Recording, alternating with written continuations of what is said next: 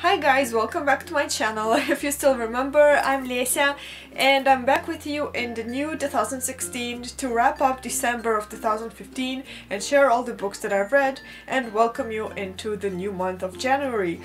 This is happening quite late because I have been traveling for the last week, a little more than that, but let's get into it and let's discuss the books that I've read. And the first book that got me into Christmassy happy mood was The Gift by Cecelia Ahern. I think I gave it 3 or 4 stars on Goodreads. It was nice, it was fast, I enjoyed it, but I wouldn't really reread it. It's not a book that you can come back to. It's a one-time read that you would pass on to some neighbor or somebody. The plot of it quite reminded me of the movie It's a Wonderful Life. It focuses on Lou. Lou is a businessman working in Dublin and it's getting very hectic and he's constantly balancing everything, juggling work and his wife and his little kid, and he's also juggling mistresses. But then one day as he goes to work he sees a guy, a beggar guy, sitting on the street, and he starts talking to him and actually ends up helping him out. And this is an act that is going to change his life in a way, to affect his story. The other book that I've read is The Voyager by Diana Gabaldon. It's this huge, more than 1,000 pages tome. It's the 3rd book in the series of Outlander and I really liked it. What I liked about it is how much Claire and Jamie's relationship matured over the books. If you haven't read Outlander, I highly recommend it. It's going to keep you on the edge, but then it's also very thrilling and interesting. But out of the 3 books that I've read, I recommend this one the best, so it's definitely worth hanging on to. The 3rd thing that I read was The Night Parade by Kathryn Tanquary. It's a middle grade novel following a girl who is called Saki Yamamoto.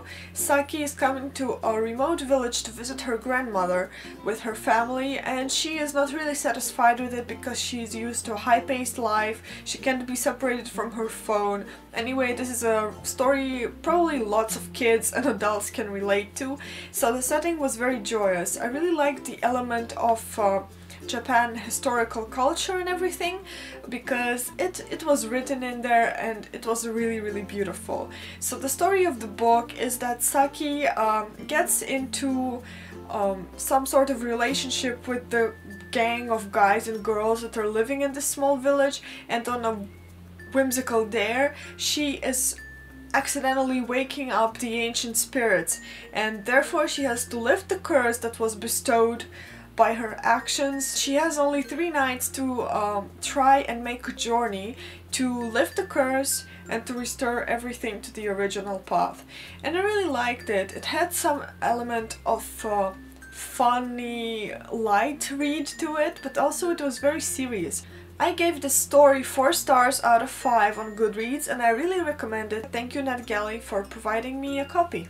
The next book that I've read during December was Poison Study by Maria Wiesner. The story follows Yelena, who is thrust and thrown into prison and spends there like a year or more, but when she is going to her execution she gets the sudden option to become a poison tester, like a food tester for poisons for the commander of the land where she lives. Unfortunately she has to drink a deadly poison every day. It takes some hours to kick in, so she has to return the next morning to get her antidote in order to go on living. That's not all that is puzzling Yelena. While she's trying to figure out how to escape this predicament, she also discovers that she has magic powers and she has to figure out what to do with those because magic is forbidden in the land of Exia where she is living. I gave this 5 out of 5 stars on Goodreads and I really enjoyed Yelena's character.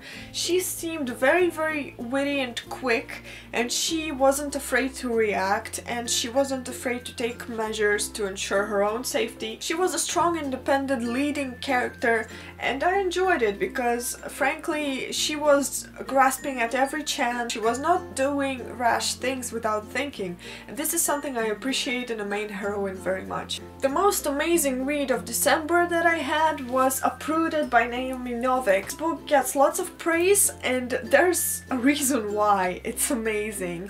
It's absolutely fantastic. Naomi is a master of language and a master of storytelling.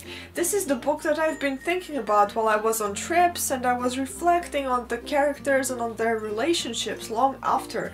So I think this is a book I'm definitely going to be rereading, because this world can be enjoyed over and over and over again. So Uprooted is about a girl called Agnieszka. Agnieszka is living in a small village by the terrible wood, and on the edge of the forest there is a wizard called the Dragon who is protecting the villagers from the wood. The dragon has this habit of taking a servant girl every 10 years in order to upkeep his tower, and just nobody really knows what he's doing with the girls, but they never come back to the village to live. And Agnieszka is very afraid for her friend Kasia, who is the most bright, brave girl in the village, and she is sure that when the choosing time comes, her friend is going to be the one who the dragon has to pick. But that's not exactly what's going to happen, as you may guess.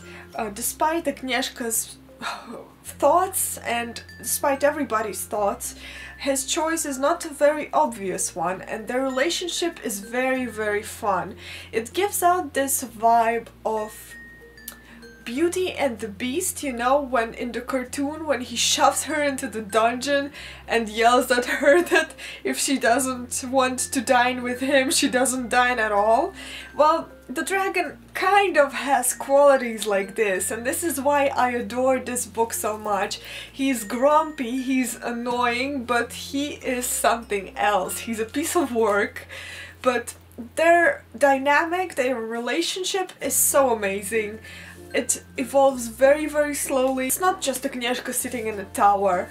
While she is not as brave as Kasia, she is a really, really strong person, and she stands for what she believes in.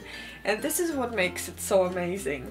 And Uprooted is a tale of somebody's roots, the tale of finding your own self, of finding where you belong, and the tale of trusting others and valuing others. So definitely this is going to be a valued piece, a valued treasure of my book collection, and thank you, Naomi, very much for writing this, and I'm so glad that I've read it.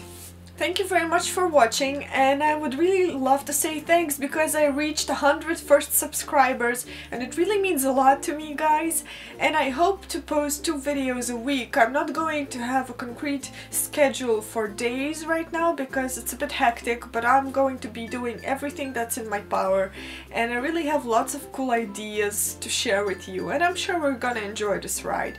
So if you like this video, please leave a big thumbs up, and don't forget to subscribe to my channel. You can do it by clicking the link here or just clicking it down below in my profile next to Lesia's tale. So thank you very much for watching, and I'll see you next time. Bye bye!